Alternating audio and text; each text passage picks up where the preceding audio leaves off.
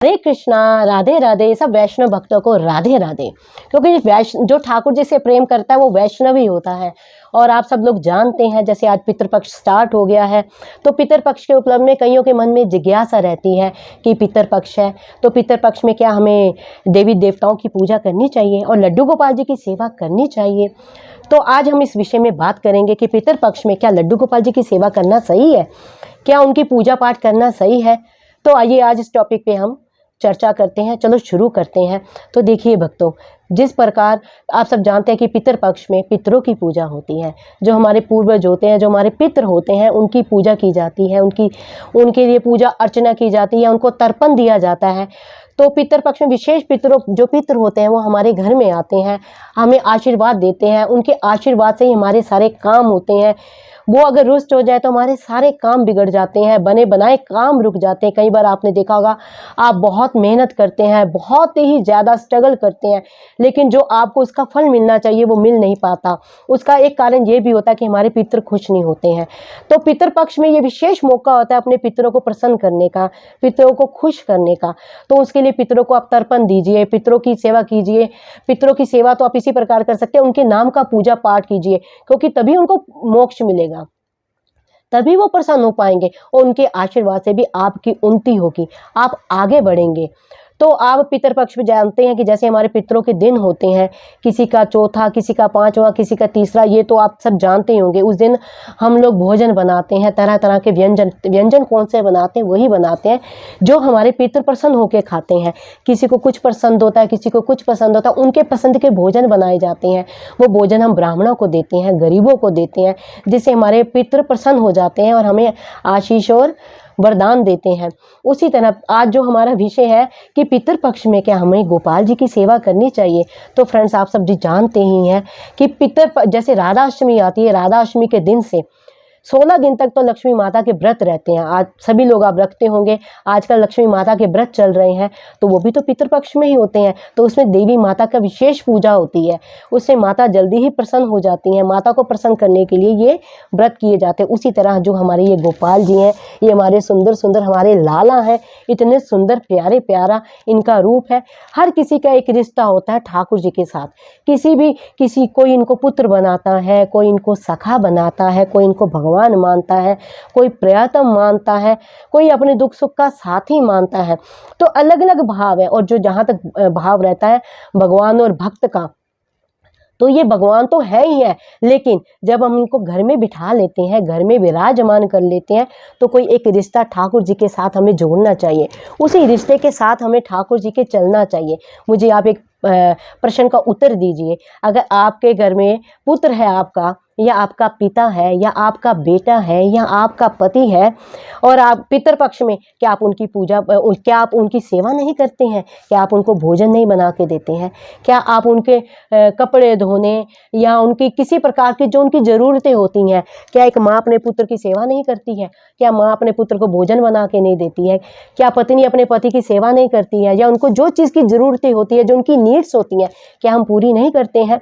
उसी प्रकार जो हमारे ठाकुर जी है ना, आप जो रिश्ता उनके साथ आप अपने गोपाल जी के साथ रखते हैं ना, जैसे हमारे यहाँ इनको सखी भाव से पूजा जाता है ठाकुर जी को, तो मेरे भाव सखी वाले हैं। तो क्या मेरे प्रियतम को जिस चीज़ की ज़रूरत है, क्या मैं नहीं दूंगी? और जो पितृपक्ष है वो एक अलग धारणा है, लेकिन भगवान की पूजा करना, भगवान की सेवा करना एक अलग विषय है। और घर में आपने ठाकुर जी विराजमान कर रखे हैं, और ठाकुर जी को आप कहे जी पितृपक्ष आ गए, और ठाकुर जी को लगी है भूख, और गोपाल जी की आपको लगी है भूख, आप क्या पितृपक्ष हो है तो क्या गोपाल जी को खाना नहीं देंगे? आप इतने सालों से उनकी सेवा कर रहे हैं, आपने इतने सालों से इनको घर में बिठा रखा है। हमारे यहाँ तो ठाकुर जी को हम जहाँ जाते हैं संग रखते हैं, ठाकुर जी को कभी एक पल के लिए भी अकेला नहीं छोड़ते हैं। जिस जगह भी जाएं, इवन मार्केट जाएं, कहीं भी जाएं, तो हमारे गोपाल जी हमारे संग रहते हैं। तो ये थोड़ी ना कि पितृपक्ष आ गया, इनको छूना नहीं है, इनकी सेवा नहीं करनी है, इनको स्नान नहीं कराना। उल्टा पितृपक्ष में आप गोपाल जी की ज़्यादा सेवा कीजिए, ताकि गोपाल जी आपके प्रसन्न हो जाए, आपके पितरों को, अपने पितरों की मोक्ष की प्राप्ति के लिए इनके आगे आप प्रार्थना कीजिए कि हे गोपाल जी, आपको अगर हमारा कोई भी कर्म, कोई भी नीति, कोई भी भाव हमारा भाया है, तो गोपाल जी आपके आगे हाथ जोड़कर ये विनती है, आप हमारे पितरों को मोक्ष दीजिए, आप हमारे पितरों को शांति दीजिए।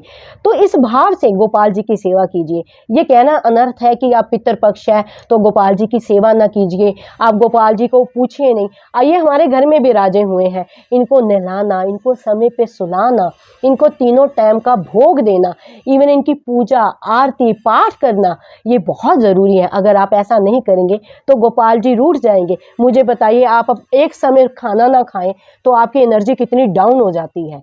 तो अगर आपने इनको घर में रखा है, इनकी स्थापना की है, तो इनमें भी प्राण है, इनमें भी प्राण है। तो आप इनको एक समय खाना नहीं देंगे, आप शाम के टाइम इनकी आरती नहीं करेंगे, आप पूजा पाठ नहीं करेंगे, तो ठाकुर जी क्या प्रसन्न होंगे? अगर आपको कोई चीज़ अच्छी नहीं लगती है तो आपके आगे कोई करे, आप किस तरह रूठ जाते हैं। उसी तरह जो ये बाल गोपाल है ना, ये हट करते हैं। ये वही लीला कर, जिस भावना से आपने इनको अपने घर में बिठाया, ये वही वाली लीला आपके घर में करते हैं। तो ठाकुर जी का पितृपक्ष से कुछ लेना देना नहीं है। बाकी आपकी अपनी भावना है, ठाकुर जी की जितनी सेवा करेंगे उतनी कम है। आप घर में ठाकुर जी को विराजमान करके बैठे हैं, तो ये काम आप ना करें कि ठाकुर जी को सुलाते नहीं हैं। आपने कई बार देखा होगा, कई भक्त होते हैं, उनके गोपाल जी, आप देखो इनकी भाषा, ठाकुर जी की भी भाषा होती है गोपाल जी की, उनकी भाषा उनकी आंखों से दिख जाती है। एक सखी थी, वो मुझे मिली और मैंने उनके गोपाल जी देखे तो मुझसे रहा नहीं गया। मुझे वो ऐसे गोपाल जी दिख रहे थे जैसे ना चिड़चिड़े होते हैं ना, बच्चा छोटा चिड़चिड़ा हो जाता है, आंखें फूली हुई हैं। अब पता नहीं मेरे हृदय में उनको देखते ये भाव आया, तो मैंने उनसे पूछा कि क्या बात है, आपके गोपाल जी इतने चिड़चिड़े क्यों हैं? वो कहती मुझे तो नहीं दिख रहा है, देखो फर्स्ट क्लास बैठे हैं। मैंने कहा थोड़ा सा आप ध्यान से देखिए, इनकी आंखों में आंखें डाल के देखिए कि गोपाल जी थोड़े से चिड़चिड़े दिख रहे हैं। जब उन्होंने ध्यान से देखा, फिर कहने लगी हाँ, मैंने कभी आज तक गौर नहीं किया, लेकिन आज मैं देख रही हूँ गोपाल जी की आंखें जैसे ना चढ़ी चढ़ी है। मैंने उनसे पूछा कि आप गोपाल जी को सुलाते नहीं है? उन्होंने कहा मैंने ये सोचा ये तो भगवान है, भगवान को किस तरह क्या सोने की जरूरत है, भगवान तो जागते रहते हैं। ये बात गलत है। ठीक है, ये भगवान है, ये सारी सृष्टि के रचयिता है, सारी सृष्टि का पालन करता है, लेकिन फिर भी जब आपके घर में बिराजे हैं, आपने इनको अपने सखा भाव, पुत्र भाव, जिस भावना से आपने इनको बिराजा है, उसी भावना से आपके घर में बैठे, कोई लाला कहता है, कोई मैया इसको लाला कहती है, कोई कुछ कहता है, तो उसी तरह भगवान की सेवा और पूजा अर्चना भी करें। गोपाल जी को जरूर सुलाएं, क्योंकि गोपाल जी भी सारा दिन बैठे बैठे आपको दर्शन देते थक जाते हैं। इनके पास खिलौने रखें, इनको खिलाएं कि इनका मन लगा रहे।